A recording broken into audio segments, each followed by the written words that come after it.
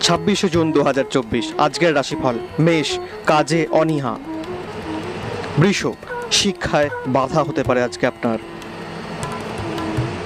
মিথুন, সর্দি কাশিতে ভুগতে পারেন আজকে আপনি। কর্কট, বাত থেকে কষ্ট হতে পারে আজকে। সিংহ, আজকে প্রেমে বাধা পেতে পারেন। কন্যা, দান ধ্যান করে আজকে আপনার মন খুব ভালো থাকবে।